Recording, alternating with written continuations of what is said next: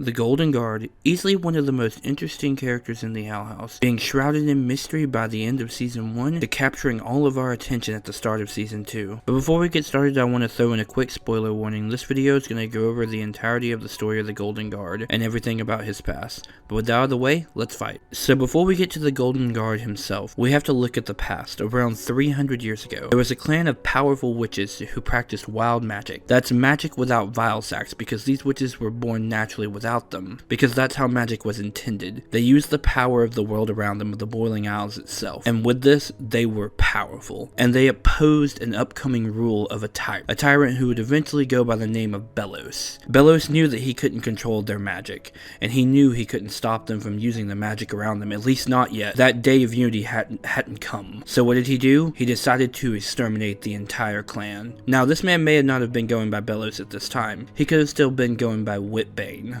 Now, as you can tell from that intro I gave, I don't believe the story Belos told Hunter. I don't believe that he is a distant survivor of Hunter's clan and that they destroyed each other with the so-called wild magic. No, I believe that wild magic is the one thing that Belos wants to control. It's the one thing he wants to get rid of, and it's what the Day of Unity is primarily for, to remove wild magic from the world. Vial sack magic is limited to the Coven system, and Belos can control it. Belos wants to make sure that he's the only one who has access to the quote-unquote wild magic, or by his standard it may be called artificial magic, given that's the name of the magic that Hunter also uses in the series. But let's continue the story. At this point in the story, Philip Whitbane, or Belos, had been in the Boiling Isles for at least 100 years. He'd been slowly amassing an army and had convinced them that wild magic was evil and the source of all destruction. Now, what changed Philip or Belos? We don't know. Something in him had snapped, something had corrupted him. He had long since made his gate and found his way back home, but now his goal was control over the Boiling Isles, and maybe control of all the human realm too. Now he was ready to take over, but first he needed to get rid of these powerful sources of wild magic that actually could oppose him. So he grabbed his army and wiped out the clan. After this, Belos would begin to destroy every inkling of wild magic that remained. He would destroy any witch that used it and erase all history of it, which is why we have no history of it currently in the Boiling Isles. I do believe that one of these wiped out civilizations is the ancient city that's long since been destroyed that we see in Into the Elements. Once Belos had believed he had destroyed all traces of wild magic, he then began to declare his rule among the remaining masses, the ones that used vial sacks that lived among the Titan. He then took over,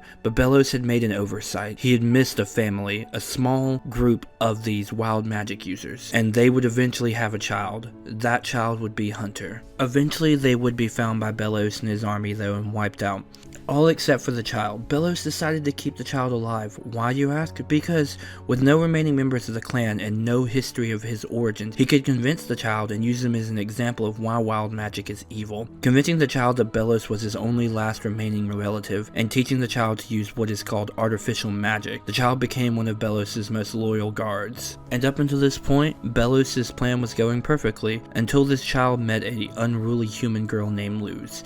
Luz has opened his eyes and sold shown Hunter the world, and that there are secrets that Belos is keeping from him, and that what Belos is doing is wrong. Eventually, Hunter will become a great ally in this battle, and will probably feed information to the rebellion against Belos, being that he knows Belos' secrets and that Belos can't hold his form without consuming Palisman. For those of you who have stayed with the story this long, I wanted to give some interesting context in how I came to this theory and story about the Golden Guard. Way back when the Golden Guard was first revealed in Season 1, and when the concept art was first dropped for him, Dana has been constantly questioned about the character, and she's answered a bunch of interesting questions both in Instagram comments, Twitter comments, and in even Reddit posts. The thing I want to focus on the most though came from a comment she made on the original concept art. Unfortunately, I wasn't able to get a screenshot of the comment because the comments have been disabled, but I remember reading this and it was actually my whole reason for making this video in the first place. She said the Golden Guard was one of her favorite characters to write, and that he was based off some of her favorite anime characters. Well, I put a lot of thought into this because to most people who just watch cartoons, this would be an afterthought, but I watch a lot of cartoons and anime, so it kind of stuck with me. I wanted to know what characters inspired the Golden Guard. So I went back to some Reddit Q&A posts that Rebecca did a long time ago back before Season 1 ended, and she talked about her favorite animes being One Piece, Hunter, and Hunter x Hunter, and that if Luz had a favorite anime, it would be Hunter x Hunter, and that she was based off Gon. And Luz does share a lot of the same traits as Gon. Fast forward to that same Reddit post, and later on she was asked if she was enjoying any anime or manga currently, and she said she was really enjoying the My Hero Academia manga. So what does this have to do with the Golden Guard? Well, there are 3 characters that I figured that she might have actually based the Golden Guard off of after carefully reading over the description and looking at his story in the show itself. One of them being that she has inspired a lot of her characters off Hunter x Hunter characters, being Lucius based off Gon. And what character in Hunter x Hunter has red eyes and a dead clan that was wiped out? That would be Kurapika. And the Golden Guard story does actually share a lot with Kurapika. In fact, Kurapika sort of represents the Golden Guard's past, where his family was wiped out, his entire clan, and now his motive is going to be to take revenge on Belos, not once he finds out, of course.